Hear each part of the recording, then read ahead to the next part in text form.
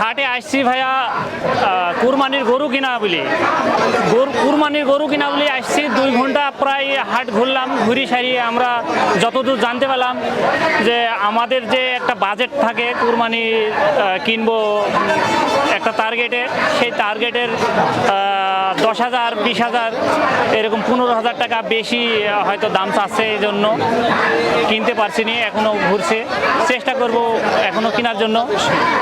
হাটে ব্যাপারী মানে গৃহস্থর থেকে ব্যাপারীর হার অনেক বেশি, তারপরে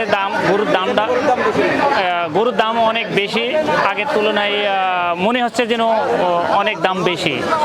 এখন কিনতে হলে পারে তো ধরেন 10,000 টাকা বেশি দিয়ে কিনতে হতে পারে, 5,000 টাকা বেশি লাগতে পারে, তবে চেষ্টায় আছি কিনে নিয়ে যাব বাড়িতে। আজকে একটা আশাবাদী হয়ে আছি আমরা।